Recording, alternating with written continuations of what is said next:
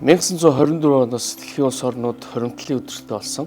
За хоримтлын өдрийг ингээд жил болгон тэмдэглэж явж байгаа. За Монгол улсын хувьд бол 2017 оноос хойш энэ хөдөлгөөн нэгдэж одоо хоримтлалтай болох хаяг өрнүүлээд ингээд явж байна. За ер нь хоримтлалтай байхын ач холбогдол, хоримтлын тохиол мэдээж олон нийтэд сайн ойлголт өгөх заашгүй шаардлагатай байдаг. За хоримтлыг бол зөвхөн энгийн одоо хүн дээр үзэх юм бол дархлаа гэж ойлгож болно. Одоо хүн эрүүл мэндийн хувьд бол маш сайн дархлаатай байвал одоо ямар ч үед бол одоо эрүүл сарвал сайхан ажиллаа хийгээд явж болдогтой адилхан. Иргэн бай, одоо аж ахуй нэгж, өрх гэр бүл, за улс орн ч гэсэн төвшөнд бол өөр юм бас хоримтлалтай байх юм бол одоо эдийн засгийн санхүүгийн хувьд бол дархлаатай юм байж чадж байна гэж ойлгож болохоор байгаа. Тэгээ хоримтлалтай хүн бол ямар ч одоо эрсдэлтэй, ямар ч одоо ирээдүйд учрах ямар нэг бэрхшээлийг бол хоримтлынхаа ачаар бол даван туулах одоо бүрэн боломжтой байдаг. За тэрнтэй адилхан улс орн ч гэсэн тодорхой хэмжээний нөөцтэй байх юм бол аливаа хүндрэл бэрхшээлийг бол амархан даван туулж одоо гарах юм болцоотой байдгаа гэж ойлгож болно. За тэгээд энэ иргэдийг одоо олон нийтийг ялангуяа хүүхд багчуудыг багаас нь ахуулаад хоримтлалтай байхаар ийм аяныг бол Монгол банк бол өрнүүлээд олон нийтийн санхүүгийн боловсролынхаа хүрээнд бол энэ хөтөлбөрийг хэрэгжүүлээ явж байгаа. Ялангуяа энэ жил бүрийн 10 сарын 31-ний өдөр бол дэлхийн хоримтлалын өдөр гэдгээр олон нийт хүүхд багчууд, сургуульд, оюутнуудад энэ талаар бол нэлээд тийм мэдлэг түгээсэн ийм ажлыг бол зохион байгуулж ирсэн. Япончуудын хувьд хоримтлын түгээмэл арга хэрэгсэл нь хадгаламж юм. Хадгаламжийн хөө бага учраас банкнд хадгалахаар өсөж гавьдаггүй. Тиймээс гэртээ хадгалахыг илүүд үздэг хүмүүс ч байна. Бидний хүүхэд байхад хувьцаа худалдаж авах нь өндөр эрсдэлтэй. Хадгаламж найдвартай гэж сургадаг байсан бөгөөд бидний хийсэн хадгаламж цаашаа зээл, хөрөнгө оруулалтад ашигладаг эерэг нөлөөтэй. Засгийн газраас хөрөнгө оруулалтыг дэмжих зорилгоор NISA зэрэг хувийн хөрөнгө оруулалтын тодорхой дүнг татвараас чөлөөлөх зэрэг арга хэмжээнүүдийг авч хэрэгжүүлж байгаа ч үр дүн нь хүлээлтээс доогуур байна. Японд эдийн засгийн хөөс хагарч хувьцаа үнгүүдэж байсан түүхтэй тул бидний үеийнхэн хувьцаанаас болгоомжилдог. Одооны залуус хувьцаа худалдаж авдагч эцэгх нь хувьцаа эрсдэлтэй гэж сануулдагаас болоод хувь хүний хөрөнгө оруулалт санснаар өсөхгүй байгаа. Гадаад орнуудад сурагч байхаас нь хичээлийн хөтөлбөрөөр дамжуулж хөрөнгө оруулалтын мэдлэгийг олгодог юм билээ. Японд бас багаас нь санхүүгийн хичээл оруулбал хөрөнгө оруулалт өсөх баха. Эрт үеэс л Японд шоргоолж ба царцаа зэрэг үлгэрээр дамжуулан хүүхдүүдтэй хадгалах ухаанд сургаж ирсэн. Шоргоолч шиг өдөр бүр ажиллана, хоолоолж, төлөвлөж амьдрах хэрэгтэй. Дуртай зүйлээ хийгээд зугаацаж цэнгээд явах нь сайн зүйлд хүргэхгүй гэсэн амьдралын сургаалаас болоод хадгалж хоримтлуулах шаардлагатай гэсэн ойлголттой болчихсон.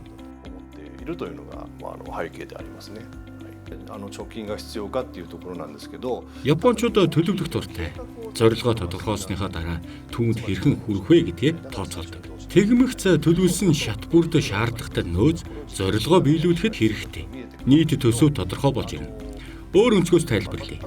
Япон хүн ямар нэг төмөр эд хийхдээ юун түрүүнд маш сайн хэв хийхэд анхаарч тухайн хэвэнд цутгахад төгс бүтээгдэхүүн гаргахаар төлөвлөдөг.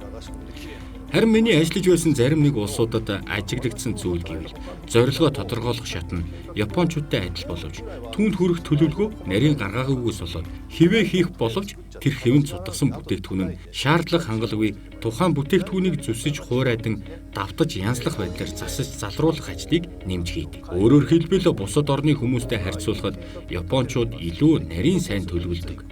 Сайтар төлөвлөхөд хизээ, хэдий хэр хөрөнгө мөнгө хэрэгтэй болох нь тодорхой болдог тул түүнийхээ дагуу хадгаламж хоримтлуулдаг. Мөн Япончууд тариалан ч үндэстэн гэдг нь ч нөлөөсөн байх. Цагаагаар байгалийн гамшигаас болоод эх жил тариа будаа хураах боломжгүй байх. Эрсдэлээ тооцоолоод энэ жилийн ургацаа бүгдийг нь хэрэгэлдэггүй. Тодорхой хэсгийг нь нөөцлөдөг. Өөрөөр хэлбэл олсныхоо хэрээр үрж болохгүй. Хадгалах хэрэгтэй гэдэг бол нэвч шингэсэн байдаг юм. Гаргасан төлөвлөгөөгөө санснаар биелүүлэхгүй, эрсдэлээ тооцоолоод байнгын бэлтгэлтэй, нөөцтэй байх хэрэгтэй гэж үздэг. Жишээ нь төлөвлөгөөгөөр 10 ширхэг хэрэгтэй гэвэл нөөцөө нэмээд 20-ыг хурааж бэлддэг нь Япон хүний онцлог гэж хэлж болно. Амьдралын төлөвлөгөөгөө гаргахдаа ч ирээдүйд хэн болох вэ гэдэг зорилгоо тодорхойлчих бол тэд зорилтод дүрдээ хүрэхин тулд ямар сургууль суралцах вэ? Сургалтын төлбөрөө зориулж, хэдийг цуглуулж хадгалсан байх хэрэгтэй вэ? Компани байгуулалт хэдий хэр хөрөнгө мөнгө шаардлагатай болох вэ зэргийг тооцож гаргадаг юм. Энэ бүх төлөвлөгөөгөө биелүүлэхэд мөнгөн хуримтлал, хадгаламж хэрэгтэй болдог. Түүнчлэн дээр дурдсан шоргоолж ба царцаа зэрэг үлгэрт гардаг шоргоолч шиг тасралтгүй ажиллаж нөөцөлж байх хэрэгтэй гэдэг нь тариалан ард түмний сэтгэлгээ юм. Энэ үслийн нэг сөрөг талыг дурдвал төлөвлөгөөгөө хүсснийхээ дагуу биелүүлээгүй тохиолдолд асар их сэтгэл зүйн дарамтанд ордог. Тэр утгаараа царцаа шиг дуртай зүйлээ хийгээд жаргалтаа явах нь зөвч байж мэднэ. Япончуудын хувьд үр хүүхдийн төлөө өөрийгөө золиослдог буюу би зовж зүдэрсэн ч хүүхдүүд маань ирээдүйд сайхан амьдрал миний хүсэл биелэх тэр гисэн үзэл нь ирээдүйнхээ төлөө үр хүүхдийн төлөө хадгалж хуримтлуулах шалтгаан болдог. 幸せになればいいやという次の世代のことまで考えて貯金をする、貯蓄をするという性質があるんだと思います。 Германд санхүүгийн суурь мэдлэгийг хоёр замаар олж авдаг. Нэгдүгээрт залуус гэр бүлээсээ хэрхэн мөнгө хоримтлуулах, мөнгө гэж юу вэ? Данс гэж юу вэ? Банк гэж юу вэ гэдгийг суралцдаг. Ерөнхийдөө гэр бүлээсээ эхэлдэг гэсэн үг. Аав ээжээсээ зөвлөгөө авдаг л да. Жишээлбэл миний хувьд эмээ өвөөгөөсөө зөвлөгөө авдаг байлаа. Тэгэхээр гэр бүлээсээ мөнгөө яг хаана хадгалуулах уу гэхээс илүү мөнгөө хадгалах ямар ач холбогдолтой тухай суурь мэдлэгээ авдаг гэсэн үг. Дараа нь банкнд очиод зөвлөгөө авдаг. Гэхдээ гэр бүл залуу хүмүүст мөнгөө хадгалах маш чухал шүү гэдгийг ойлгуулахыг оролдож нэг зоосноос ахуулаад баг багаар мөнгө өгж сургадаг.